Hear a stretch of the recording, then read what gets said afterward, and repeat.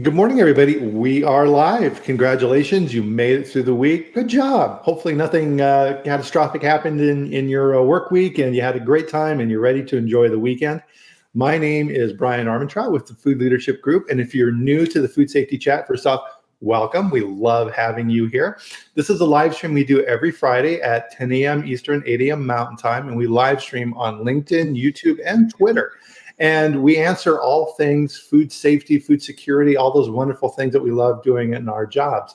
And one of the things that we do here on the chat is punch in the comments, and we have these up, and let us know where you're at. I'm in Loveland, Colorado, and my esteemed guest, Mr. Rod Wheeler with GDFI, is here this morning. How you doing, Rod? Good morning, Brian. It's always a pleasure to join you from our nation's capital here in Washington, D.C., where we just got rid of the cherry blossoms.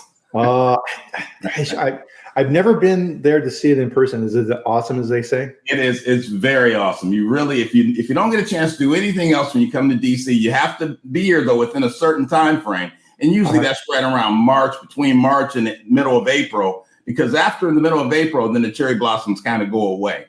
Mm-hmm. But it's a phenomenal time here, and folks come from all over the world. I don't know if you know this, from all over the world just to see these cherry blossoms. It's really phenomenal. So it's a good reason to be in Washington, D.C. I know there's a lot of reasons not to be in Washington, D.C., but this is one of the good reasons to be here.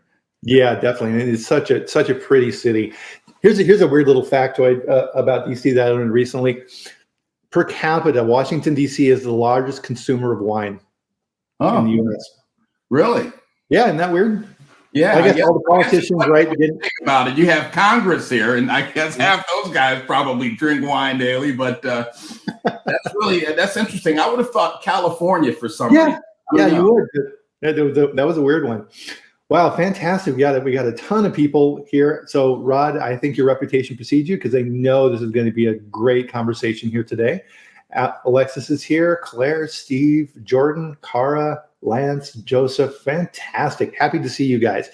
So if you are here and you're not familiar with Rod Wheeler, you're going to love this. I mean, so Rod is one of the leading experts. I know I'm going to embarrass him here, but one of the leading experts in food defense, food security, all these different type of things. And just the stories he can tell relative to what he does, absolutely amazing. And so with that, oh, I almost did it, Rod. I almost did it.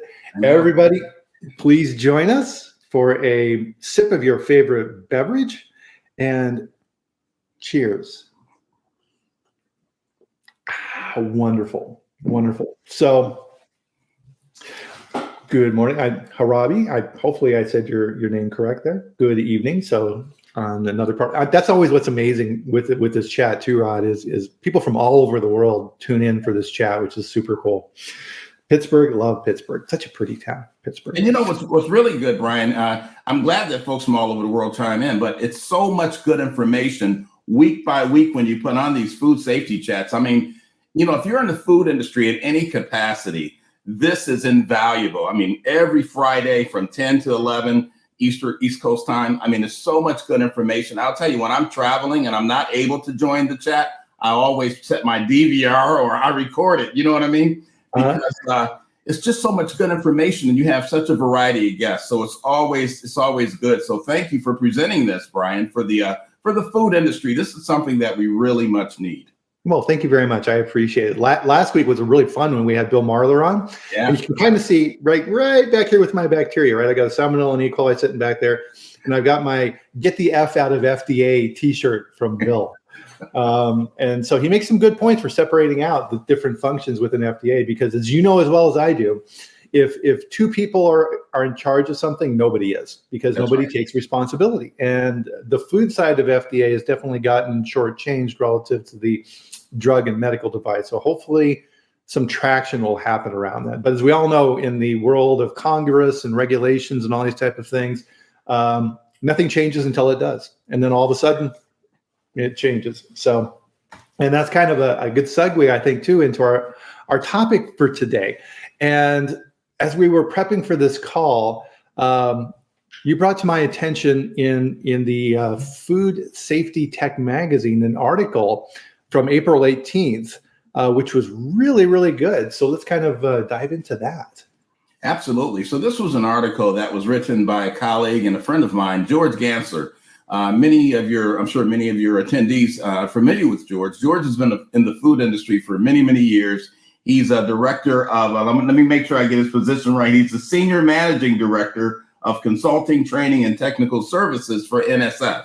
Mm-hmm. And, for many years that I've known George, and I guess it's been, maybe 18 years, he's always talked about the importance of very good risk-based food safety measures that we have in our facilities. And then, of course, food defense and food fraud. And so when I saw this article, Brian, that he had recently written on April 18th, I said, this is really timely and we're going to kind of dissect the article a little bit here. But what's so timely about this is that this is post-COVID, right? This is post-pandemic. And what George obviously has realized, and as well as myself and probably you, is that because of the pandemic and COVID, I think some food processing companies may have let their guards down, so to speak, because we had so many things to focus on with the health of our employees and things like that. So what George is saying in this article, I think in essence, is that it's time now that we reassess our risk-based assessments that we do at our food facilities.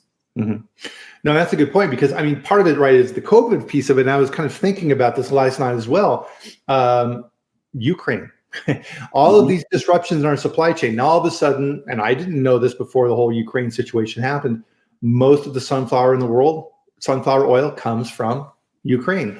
And so now all of a sudden companies were scrambling and they were just trying to find supply. And a lot of the things that we're talking about here today, they weren't even really thinking about.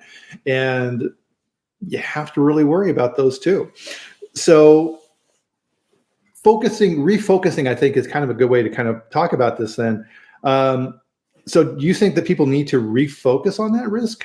Absolutely. What do we mean by that? Sure, absolutely. Refocus on how we are looking at the risk, not only at our facilities, but the entire food supply chain, right? We need to look at it a lot differently. So a couple of points that I pulled out of the article that he had written. And by the way, I actually wrote an article back in 2009, believe it or not. And this was right around the time when FSMA was really just starting to be put together. I wrote an article along with a colleague of mine named Bill Ramsey. Bill Ramsey used to be the director of security. I don't know if you knew Bill, director of security for McCormick Foods. Oh, wow. And, McCormick, they get a lot of product from foreign countries, spices and things like that. And so back in 2009, Bill and we had a long discussion about goal-based food defense and goal-based food safety.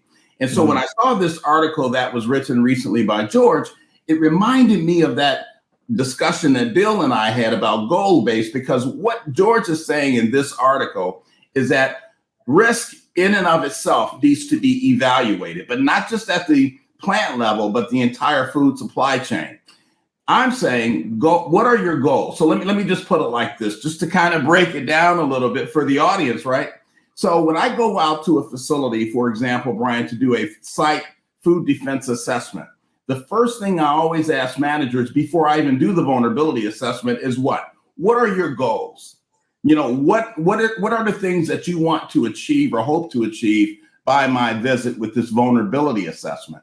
We start talking about the goals. And now, once you set your goals, and this is what George is saying in the article, now you have to look at the risk, the inherent risk that's associated or preventing you from reaching those goals. Now, obviously, our goals are food safety, food defense, food protection, things like that.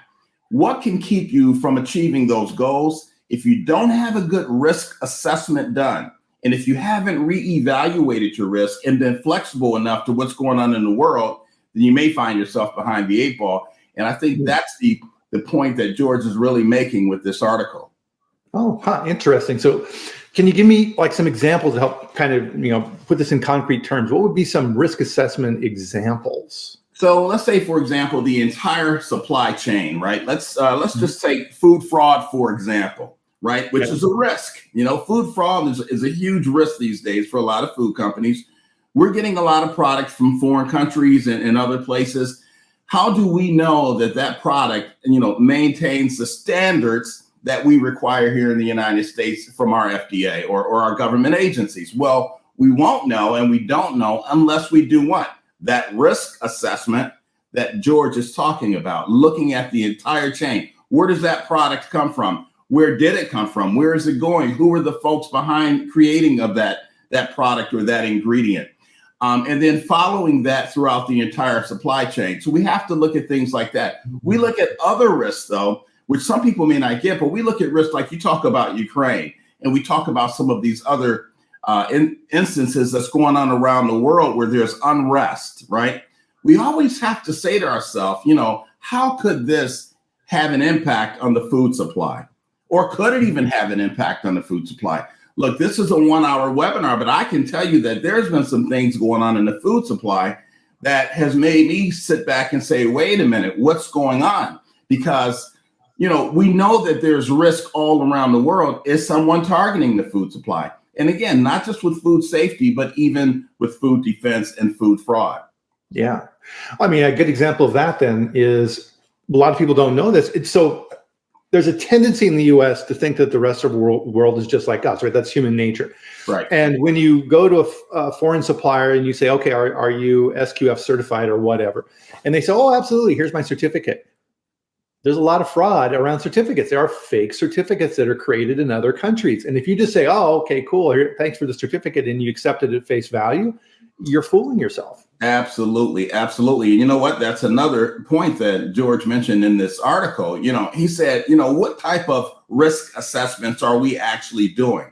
And not only what type of assessments are we doing, but what are we doing with that data that we get from conducting these assessments? Are we activating plans, crisis plans, or preventative measures, to deal with whatever we've identified with those risks? And you're 100% correct. I mean, you see a lot of companies that says, well, let's just check the box. So if we can check the box, we're good. We're in compliance. But again, go back to what I was saying earlier about that meeting that I have with managers. At the end of the day, when I do that vulnerability assessment or you do your food safety assessment, what is it? What are the goals? Are the goals just so that we can check the boxes? If that's the case, anybody can check the boxes and say, oh, we do this, we do that, we're safe. Yeah. But here's the question you have to ask yourself, Brian, and I always ask my clients this: are you really safe, or are you just checking the boxes? It's a huge difference between the two. So when we talked earlier before we started about penetration tests. You asked me about that, and I was telling you I was going to be doing a number of them soon in the United States here. When you do these penetration tests, they're eye openers. They're eye openers because companies are like, wow, I thought we had plans in place to address these things or to prevent certain things from happening. What the penetration test shows you is that these plans are not effective. So go back to George's article. So what he's saying is, are you just doing risk assessments just so that you can say we've done a risk assessment, or are you really addressing the risk that's present? Right. Well, I think that's a great example just from the overall standpoint of what we do in food safety and quality assurance and food fraud in these fields is if your validation isn't followed through and you're not then verifying that things are being done correctly, right? We would never dream of putting in an allergen program and not doing testing to make sure that the equipment is clean. So we're making sure that those activities are functioning the way they should. And what you're saying is exactly the same thing. If you're fooling yourself and not verifying that those activities that you've identified through that risk assessment are true and are actually happening the way you think, you're fooling yourself. Well, you're fooling yourself and you're not going to reach your goals. Yeah. Remember, the goals are safe product, right? And safe people, safe employees, and keeping the consumer safe. One of the other things that I noticed in George's article that I just thought was so interesting, let me just pull it up here. He says that he has information, data has shown that over the past year, recalls in the United States has increased 700%. That's huge. And product recalls, look, if you have enough of those, and I know some of your attendees know exactly what I'm talking about. I've been through recalls with companies. I've assisted them with them. When you have enough of those things, you're going to go out of business because recalls are not cheap. And we've seen a significant number of food safety related recalls over the past couple of years. Why is that? That's because companies have not reevaluated their risk. look, if you evaluate your risk, if you just go by the steps that George outlines in this article, and you take a deeper dive into what risk do we have today. You see, risks are changing, and that's the other thing too. Brian, risk change. You can't just do a risk assessment 2 years ago and say, we're going to use this for the next 10 years. No, risk change. They increase, they decrease. And if you're not flexible with your plans, and if you're not flexible with evaluating your risk, again, you're going to find yourself at the end of the 8 ball. And again, I've seen companies literally go out of business because they failed to evaluate their risk. Yeah. And part of this, especially on the fraud side of things, is we're working against an intentional adversary, someone who is deliberately trying to find the holes. They don't stop, right? We can't publish a defense plan and then all the criminals go, you know what? I'm gonna get a day job now. I can't. No, they're criminals. They're gonna keep coming at you and figuring out ways. And to your point, things change all the time. Food fraud targets areas where they can make a quick buck. So if all of a sudden sunflower oil, my previous example, becomes unavailable, guess what? Price is going to skyrocket. And all of a sudden those food fraud guys are going, oh, hello. You know, if I take some low grade crappy oil and call it sunflower oil, I'm in business. Exactly. I mean, here's a good example. Go to the grocery store, right? Look at the cooking oil section. It's funny because I do this quite often when I go to the grocery store. I'm looking at the variety or the variance of prices amongst the same products. And what I always think to myself is, how come one product, in cooking oil, for example, with one ABC company is this price, but with this company, it's almost 70% less, but it says 100% cooking oil. What's that all about? You know what I mean? There shouldn't be that much divergence in pricing. The product is authentic, but that's just a quick test. When you see things like that, it should automatically raise a red flag. Let me give you one more example. I had a case just last October. As a matter of fact, it was in Texas. I received a photo from a company who said that they received information. This is really interesting, that their product was being shipped over to Rio de Janeiro. And it was being cut. It was a flour type of product, but it was being cut with some other wood fillers. But it was sold in the bags from this company in Texas. See, that's food fraud. Now, the wood fillers isn't going to kill anyone or harm them, but it's food fraud. You fill up the bags. You know what I mean? It's not authentic product. It's not 100% product. The sad part about it was they used the same packaging from the company in Texas to sell this product over in Rio. See, that's not good. What I did, I reached out to law enforcement, believe it or not, here in the US, and I had a buddy of mine with the FBI contact the authorities over in Rio just to make them aware of it. And you know what was startling to me? They were already aware of it. They said, you know, that's somewhat of a common practice over there, which is interesting. Because my question becomes, does that product ever come back to the United States? And if it does, how do we catch it? I don't know. Yeah, no, that's a good question. The oil example, I was thinking. I think I lost the audio. Brian, can you hear me? Yep, I can hear you. You can hear me? Okay, I can't hear you for some reason.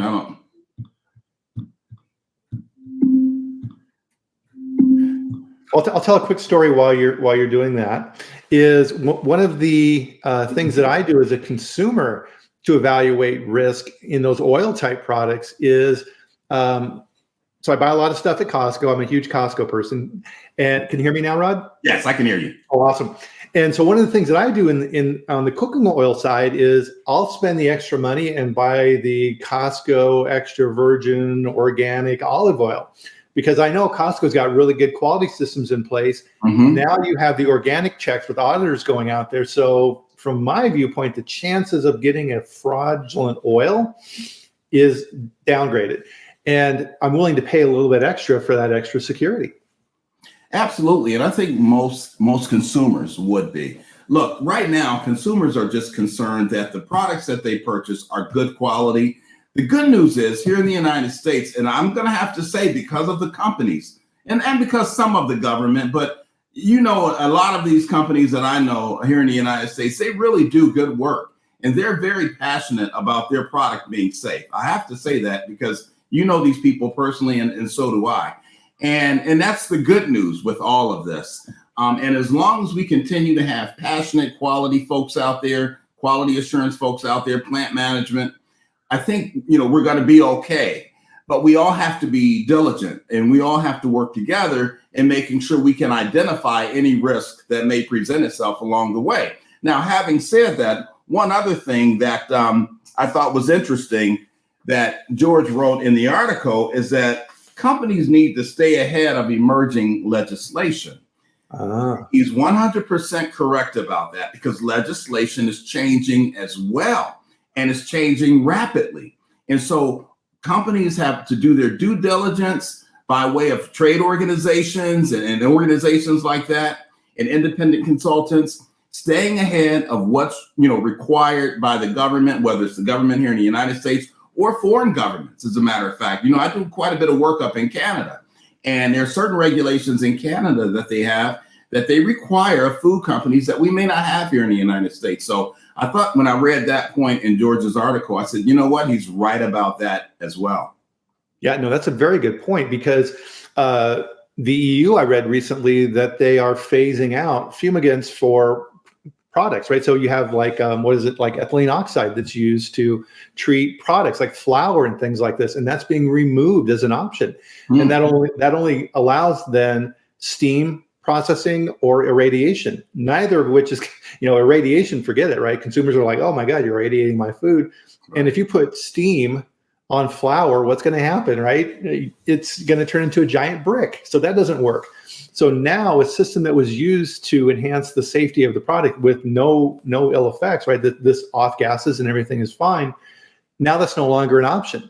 So food companies have to scramble. And that's a good way then for criminals and people who are committing food fraud. They don't care, you know, and if they're still using, you know, this methodology then to fumigate and make sure the product is safe, are they going to continue doing that and then undercut the rest of the market? That's a really good example of what are the different stakeholders in this whole process that George talks about. You need to understand that shifting and changing tide within these areas. Well, you know, you talk about stakeholders, and that's another very, very critical point. You know, companies can't operate in 2023 and going forward. We can't operate in silos. We have to operate our businesses as a community, so to speak, right? It's going to be not just your own individual stakeholders at your facility, but it's your government contacts, it's your trade associations, it's your consultants, it's everybody, and it's the entire food supply chain. That's what's critical here. You know, what happens if I get the product in from ABC company and I'm going to do something to this product and then I'm going to send it to another company? Every company along that chain should be aware of the processes of where that product has been and where that product is going. That's the difference now with FSMA and the Bioterrorism Act, because, you know, the Bioterrorism Act did not really require that, but now with FSMA it does. So no, that was critical about that point that George raised in that article.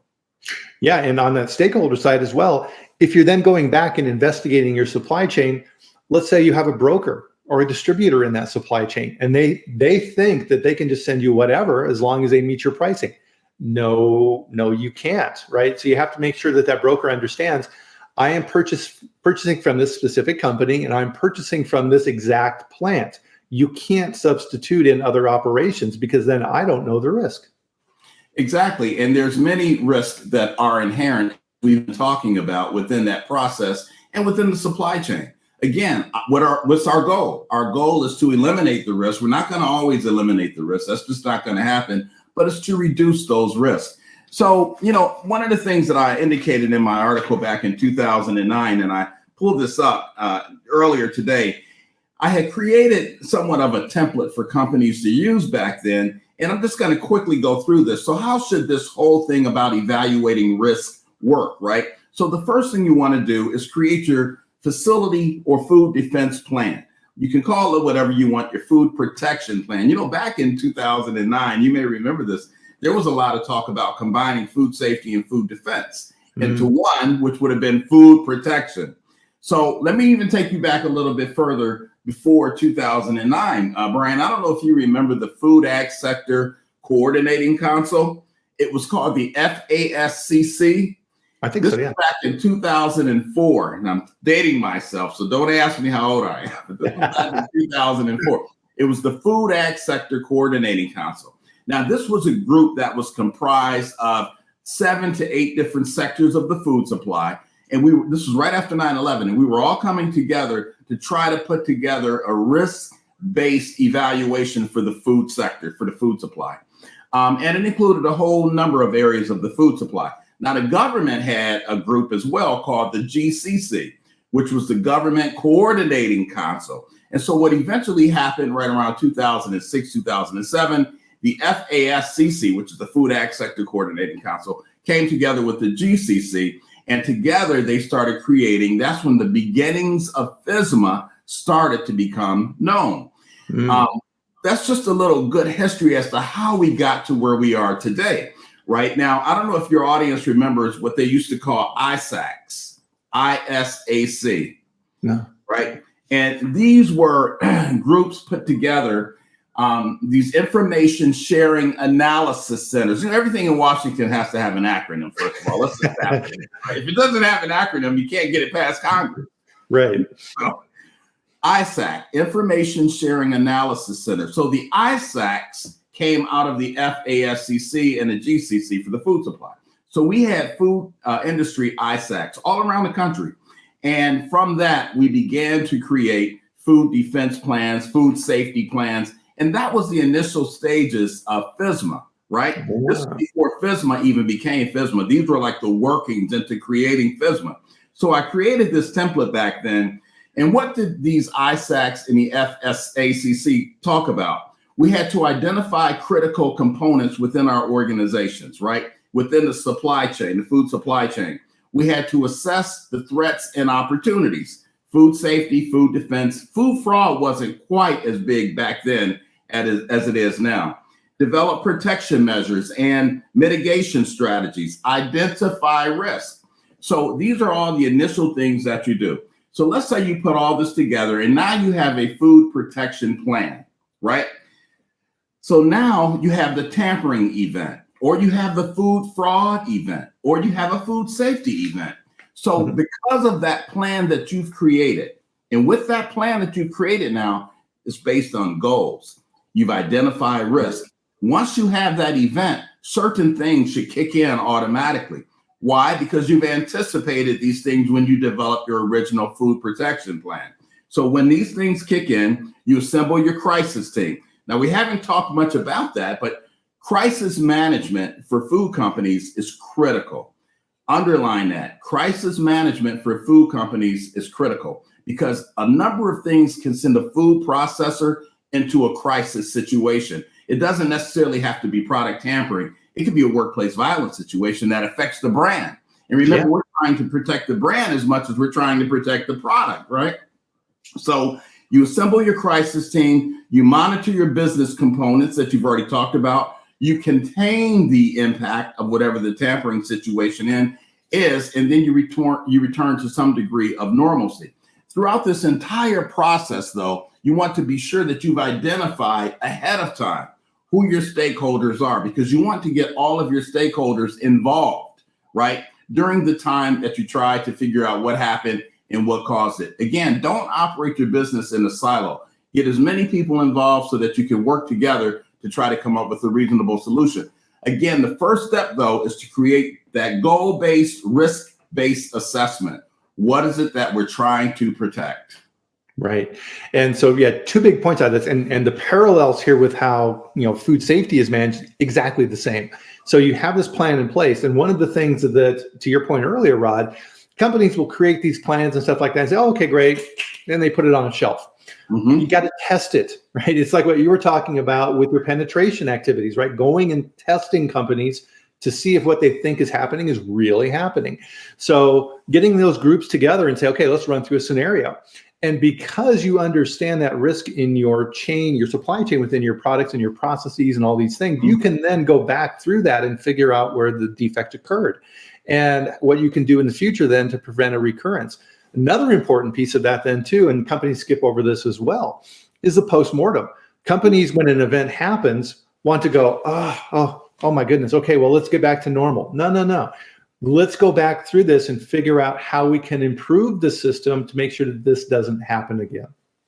You're 100% spot on. I like to call that the anniversary of whatever the event was that took place. And I use a number of examples in food defense where when companies have had tampering situations every year after that situation, around that date, they sit down and they talk about how far they've come since that situation has taken place. Let me give your audience just a real quick example that I use on food defense.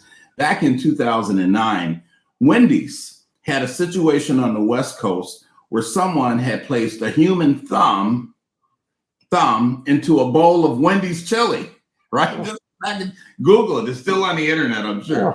A human thumb. So this was a big deal. This was a crisis for Wendy's. The reason it became a crisis is because it went viral back in 2009. It was all on the news. And with the news there, they had a simulation of the thing of a Wendy's chili, and they had like a thumb going over into it. And when consumers watch that, they're like, oh, that's gross, right?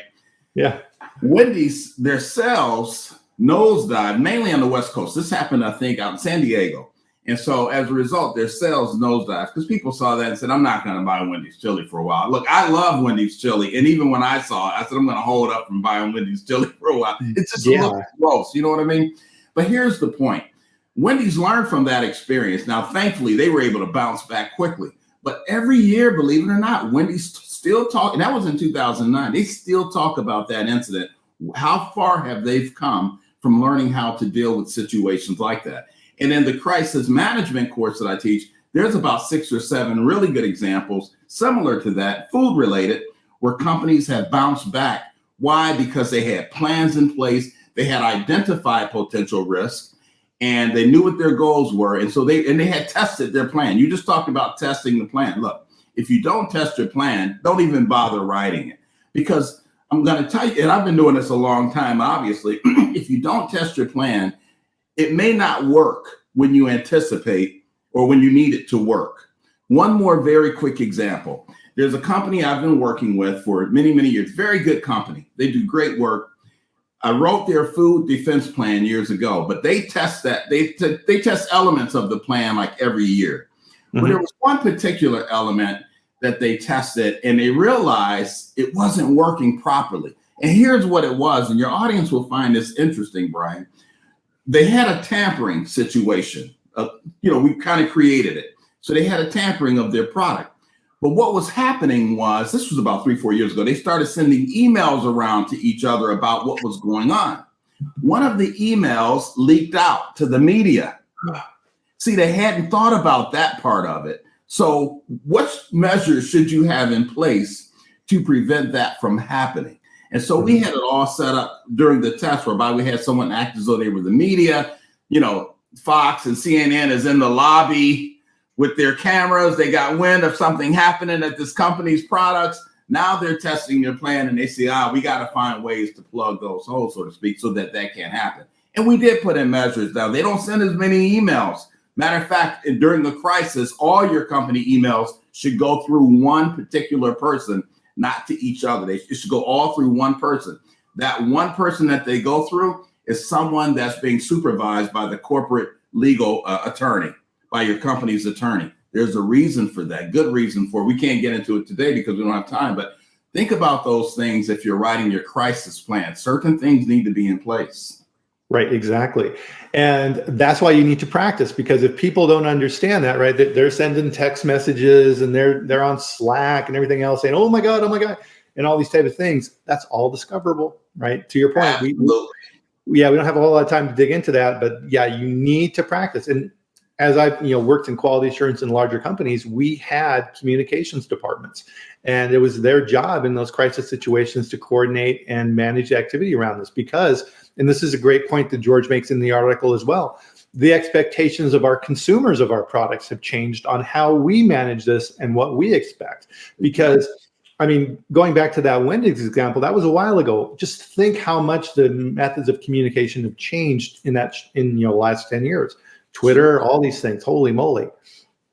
And you know what? There's so many new scams, and maybe a few months from now, we'll have another webinar podcast, and we'll talk about these new emerging scams, even in the food industry.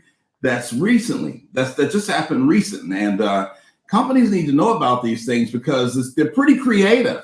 But the reason they're creative is because technology and things change, risks change. You know, one of the tests that I do for a number of companies is ransomware exams, right? We'll put together a ransomware test. So what if X, Y, and Z occurs? Your computer starts shutting down. All of a sudden you get this email saying, pay us $100,000 or else, that kind of thing. You know, has companies actually gone through that test, physically gone through it and identified the risk that's involved with that? Unfortunately, not enough companies has. And so as a result, there's some companies, even as I speak, that's going through the process, working with government agencies of trying to figure out who, you know, shut down their systems or was able to hack into their systems. That's a big deal these days. Again, you have to test whatever it is that you've created. But again, go back to our initial discussion. Step one is creating the goals. What are the goals that we're trying to achieve?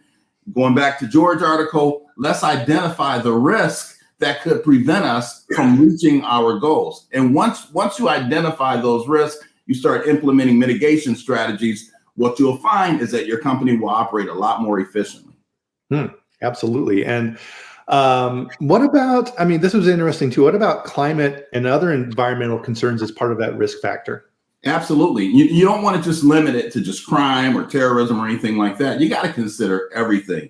The environment, as you just talked about, weather changes, anything that could impact your business or the supply chain, anything.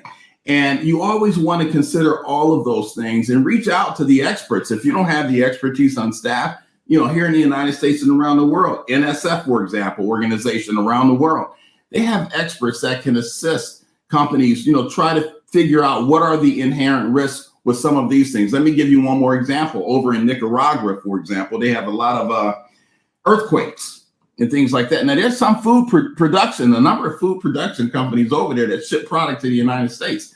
They are working with some of these global organizations such as NSF and maybe AIB and those kind of folks, because they are worldwide, they are global companies. So they have experts in these areas. Again, we talk about stakeholders. These are people that you can bring in that can assist you create the necessary plans to try to reduce your risk. Yeah, so great example. Here's one that just kind of popped into my head as well, is earlier this year, right, we had this devastating earthquake in Turkey. Mm-hmm. And a lot of food comes from Turkey. Yeah. If your supply chain includes Turkey and your suppliers were damaged and things like this, has their ability to produce that product been compromised? Are there systems in place, the infrastructure? Do you need to put in additional safety measures in reaction to that? That's right. And the answer is yes to every one of those questions, because if you don't, just think about the impact that that's going to have on your company. Now, real quick, some people may be saying, well, what's the difference then between your crisis response plan and your contingency plan? There is a difference, right, between the two. Your crisis plan is more reactive to when the crisis occurs. Your contingency plan is really proactive. If X, Y, and Z occurs, these are the measures we have in place that's going to keep our business functioning. So that's the difference between the contingency plan and the crisis plan. I get that question quite a bit. Aren't they the same? No, they're not the same. Remember, the crisis plan is when the plane crashes, this is what we do. The contingency plan is we're going to try to prevent the plane from crashing first. But if it does crash, we have these steps in place that can mitigate the risk. Wow, I love that example. That's a great one, right? So really what we're talking about, right, is corrective actions versus preventive action. Exactly. That's exactly what we're talking about. So do we wait, though? And this is a good question for the audience. Do we wait until something happens before we decide what are we going to do about it? Or do we put the plans in place now, as George talked about? Do we identify those things that could cause our company, you know, to experience some kind of a negative impact? Do we identify those risks now, and then we put the plans in place so that if something does happen, we'll be better prepared to deal with it? And I think that's the spirit of George Gansler's article. Yeah, exactly. So it's kind of getting these groups together and doing what if scenarios. So another one is these are weird things. I mean, so if you're buying from areas of the world that have, they're a lot rainier or things like this from where you normally purchase things, and you're buying grain products, you may need to do additional testing for mycotoxins because mold is growing on those crops. And it may not be something that you would test in the US, but it's something you need to be looking at in your overseas marketplace. And then on the fraud side of things as well, too, if they're having those particular issues, what's being substituted in, right? Exactly. And we go back to my example about Rio, the same thing. Yeah. What are they substituting, to create that product, to create that finished product? And how would you as an organization know it? How would your company know that they are? And I know some people will say, well, we do testing. And I get this one a lot too. We require certificate of analysis, right? We hear that all the time. Now, folks, be careful with that. Don't think that certificate of analysis is the Bible.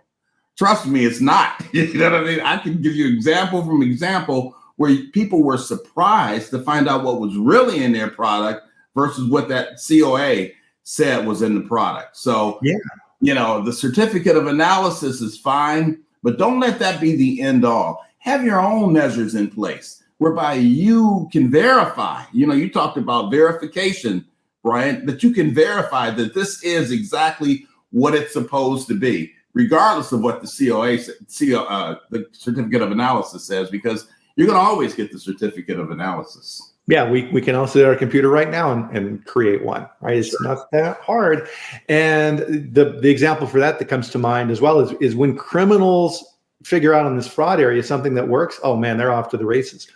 Melamine, right? Mm-hmm. Hey, let's put this chemical byproduct that we've got laying around that's worthless that mimics protein testing. Yeah. Bam.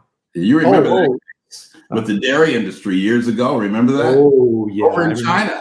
Mm-hmm. Remember that happened? And I think 11 people, mainly babies, I think in the United States, died as a result of too much melanine in their bodies. Exactly. And it messes with people's kidneys. Yeah, you have to really test for things like that. Exactly. And it's not something, even if you had a COA, right, you're looking at moisture and fat and ash and maybe salmonella or things like that. You're not looking for melamine yet. But at the time, everybody was like, mela what? And then you had to go back and figure out what the heck was going on. And that's a good example then of that reactionary approach. But part of this is you can't cover for everything. So you have to figure out, and this gets back to what George is talking about too. This is risk-based.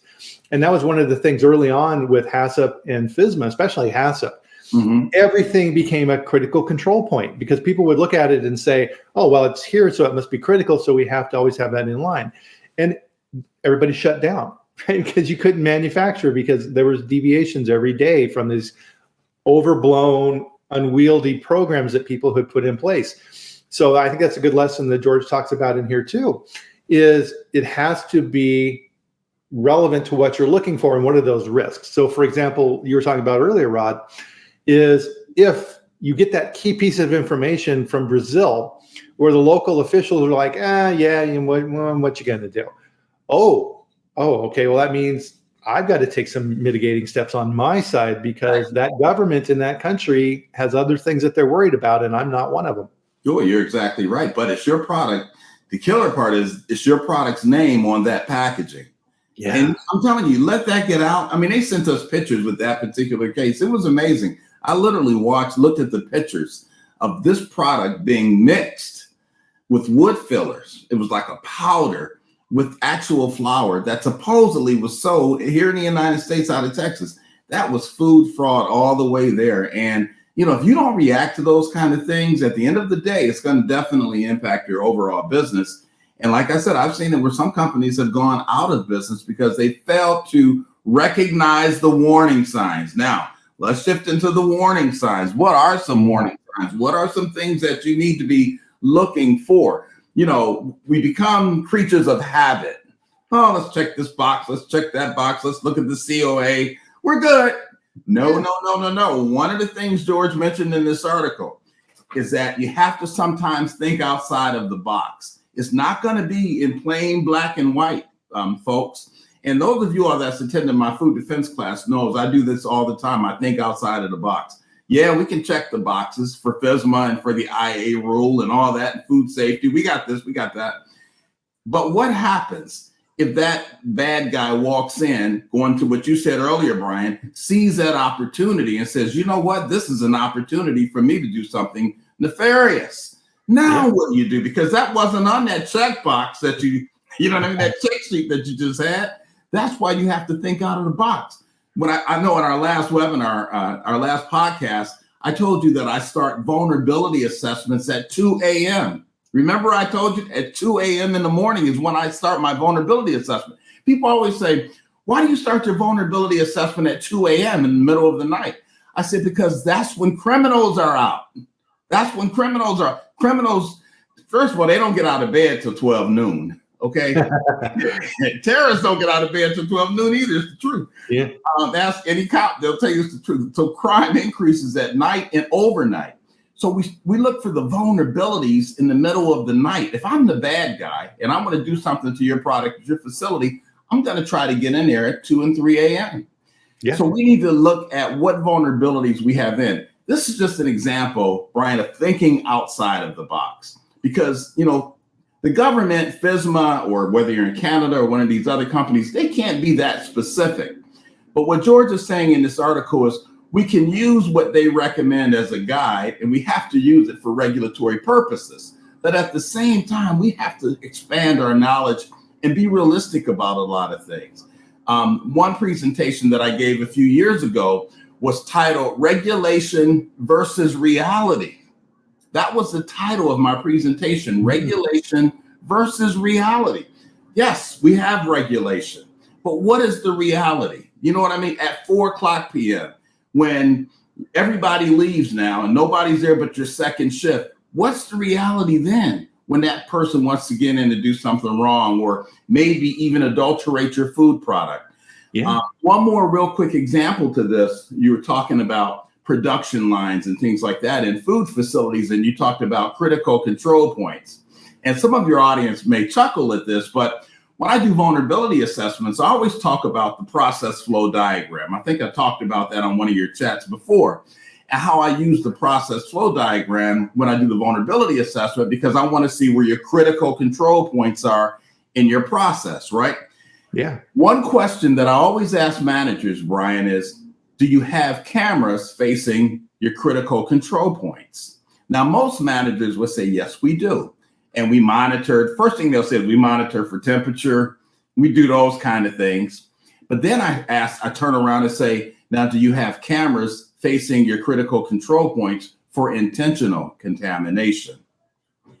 And they say, well, not really. We only monitor it for food safety-based reasons, but not so much for intentional contamination.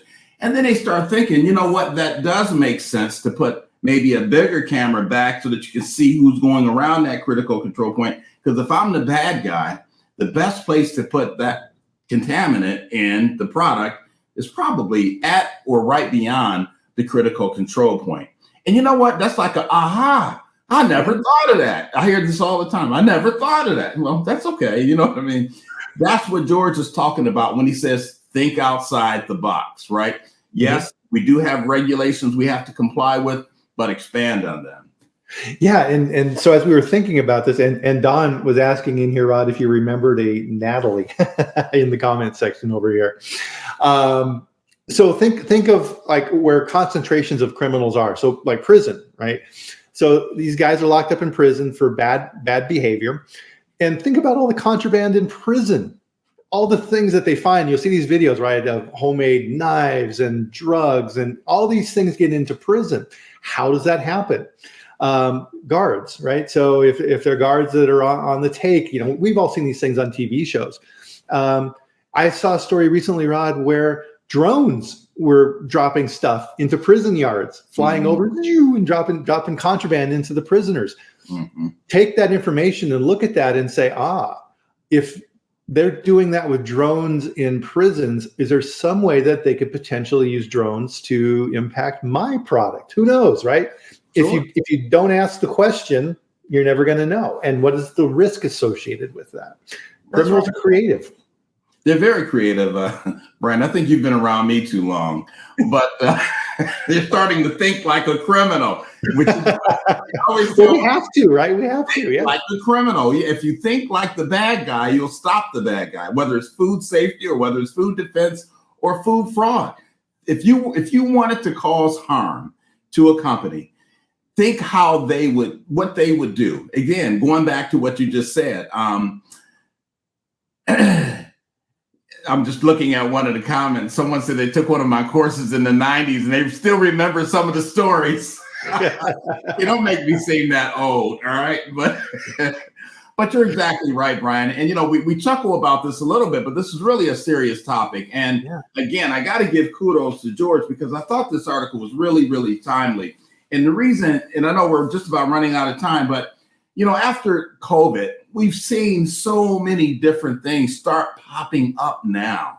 We are. And maybe on another podcast, we can talk a little bit more about these things. Obviously, I'm focused primarily on the food supply. And we're seeing some things that's making us a little bit nervous. And I just think that all of us in the food industry have a duty and an obligation to one another to share information with each other about things. I got a call from a company recently. It was a dairy company, and they were concerned about fires at food plants. I don't know if you guys have noticed, but there's been an increase in small fires around the country at food plants. Now, not a conspiracy theorist or anything, but let's start looking at this. Why are there so many small fires occurring at food facilities more than ever before? I don't know, but it's something you want to look at. But when I got that call, I thought to myself, this is how we share information with one another. Right. Well, and part of this too is can we eliminate all risk? I mean, can we build the perfect plan that eliminates everything, Rod? No, we can't. We'll never be able to do that. But we have to be diligent and vigilant. And we have to try to stay one step ahead of the bad guy, whether it's for food fraud, food safety, ensuring that the products that we make and create are safe. And again, I give kudos to everyone in the food industry because they work very hard, they work very diligent, and they're very passionate about their food supply being safe. But we have to keep it up because I'll tell you, Brian, when we become complacent, unfortunately, that's when planes fly into buildings, and that's when things happen when we become complacent. We can't become complacent. Now more than ever, again, according to George's article, now more than ever, we have to be vigilant and we have to think outside the box and we have to look at our risk, the risk that's right before us, but then we have to think about the risk that may not be right before us. What could potentially happen? Continue to ask ourselves, what if, and what plans do we have in place if X, Y, and Z were to occur so that we can mitigate that risk now and better respond to it if we have to. And then don't forget about learning from our mistakes or learning from the things that has happened. Going back to the Wendy's example, think about what has happened. Where have we been? Where are we now? And where are we going as an as an industry, as a food industry? Right. And that's a great point too, and you talked about this earlier in our chat today, Rod, is don't be siloed, right? Don't think that, okay, I'm going to write this plan and then that's it. No, right.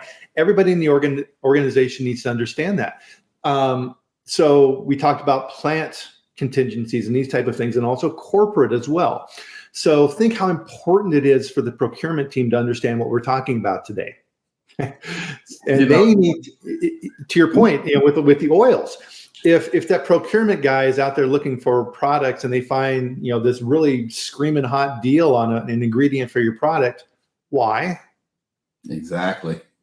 Right. That's a red flag. And, I'm chuckling because we really need a couple more hours to talk about this. But we could go on and on and on about examples, such as the one you just gave with the procurement team. I talked about different scams going on, and actually the scam I was thinking about is something that happened recently with a procurement individual for a company. And I'm getting more information about it now, but I can see this is becoming a big, big deal with the food industry. Now, thankfully, they were able to identify the scam that was going on. It was a produce company, and someone reached out to their AP department it was just a huge scam, but it was kind of creative the way the person did it. And they almost got away with about $300,000. Wow. So, it's got to keep happening. But again, what do we do about it? Do we just stand by and pray and hope it doesn't happen to us? Or do we do what you're saying and what George is saying, what a lot of us are saying, put the plans in place and let's, work with each other, share information. We got to share information with each other when we learn things that's going on, such as these scams that's going on or food fraud. John Spink is a good friend of mine. He talks a lot about food fraud. And I can't begin to tell you the amount of clients I have that has asked me about food fraud, and I'll immediately direct them to the expert, John Spink, because this is his thing. This is what he does. You know what I mean? And that's what we have to do as an industry, specifically with the food industry. And I can tell you that the other critical infrastructures do the same thing. I mean, they do, whether it's wireless, whether it's airlines, they meet oftentimes collectively as a group and talk about ways that they can better improve and reduce the risk within their infrastructure. Absolutely. So great points around experts, right? Don't utilize people like Rod to help you with these type of things, right? He knows these things inside and out. So if you're somebody on the chat who's listening to us talking here today, Rod, this is just an avalanche of information. Where should they start? Well, the first place I would say is to get together with your team members at your facility.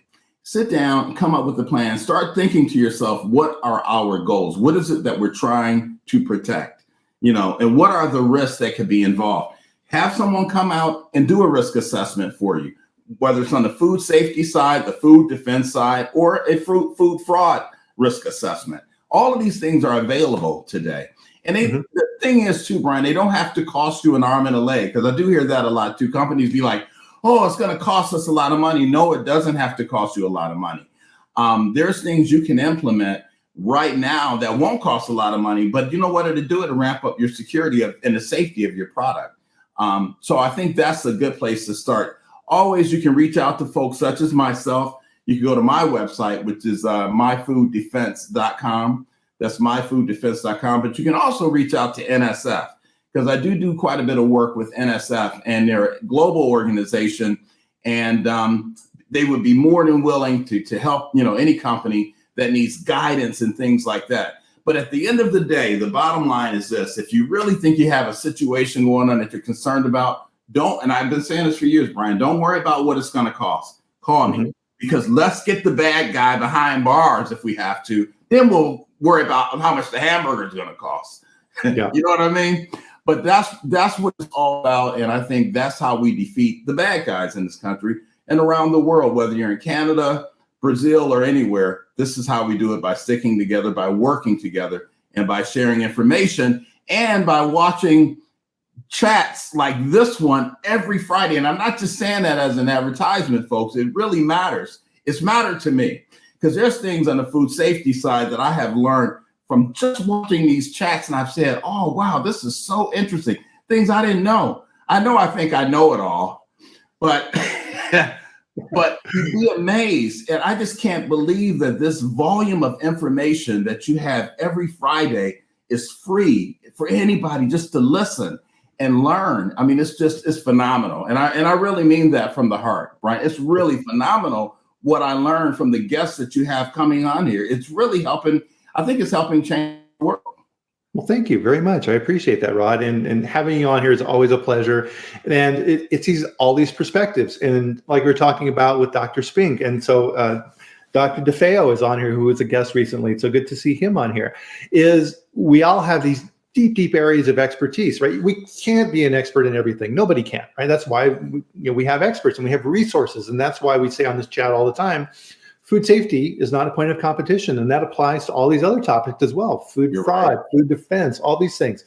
We're all working on these things together, and we're much more effective doing that way. And we're saving ourselves a lot of time too, because if we're trying to reinvent the wheel time and time again, odds are you're going to learn from your mistakes, and that's a costly way to do things. Absolutely. You don't want to do that. So don't wait until the plane crashes. Don't wait until the plane crashes to decide what we're going to do about it. That's not the time. Exactly. And even little things, right? So an example for me is computer fraud in IT, right? And so we all work with companies and things who are constantly updating these new techniques, right? So we get these text messages now, right? It's like, hey, I'm the CEO and I need you to quick buy some gift cards for me and send. Yeah, right. But people fall for that, right? You do. It's getting that information out there. And so thank you very much, Rod, and everything that you do within your company as well. So sure. With that, and thanks to George Gansner for the excellent article in Food Safety Tech. So that was published on April 18th. Go out there and read it. I put the link in here from beginning as well. Start having these conversations in your company and revisit and revise constantly. So with that, again, everybody, thank you. Thank you for being here. These chats are so much fun, and it just makes it, as Rod said, right, we're here for you, and this is the highlight of my week. I love doing this every week, and I'm glad that we can do this.